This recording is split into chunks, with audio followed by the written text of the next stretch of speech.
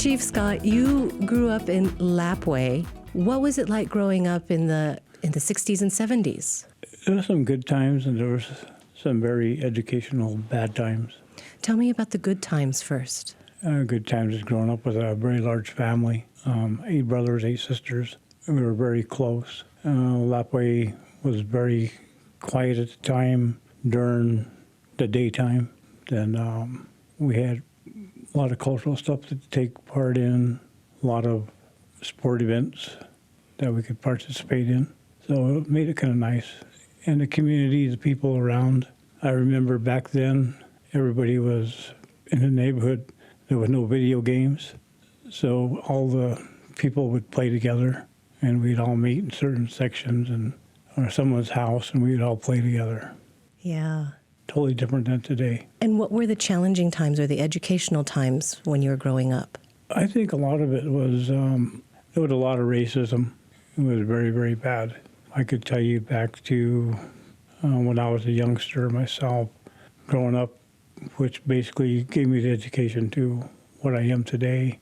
I didn't want to see people have to experience some of the experiences that I grew up with. And those things were just basically a person of color being stopped by officers for walking on the street. I remember one particular one I share with my family is, me and my cousin was just walking down the street and we were trying to see who can jump the highest, and we were jumping up to touch the top of a stop sign, and the cop pulled us over and told us we were vandalizing city property and put handcuffs on both of us and put us in a patrol car. How old were you? Maybe 10. We were just young. We were like just playing on the street like any other kid would do. But those are things that I can remember those situations. I have such an empathetic and imagination. I'm imagining my own kids being handcuffed. How frightening was that for you? Unfortunately, it became a norm. You get used to it, or you just expect it to happen then? After a while, you did. Also, what did your mom or dad say when that happened to you? I'm sorry I'm stuck on that vision, though, of you guys just like goofing off and being kids, and then next thing you know, you have handcuffs, you know? Well, unfortunately, the officer told my mother that we were vandalized. Oh. And my mother was a little upset at us, taking the officer's side.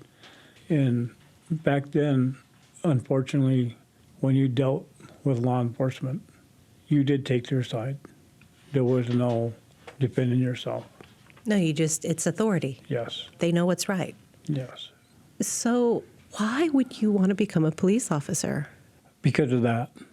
Growing up, and actually during that time too, was you only seen police officers, and the time you saw them, it was never communication.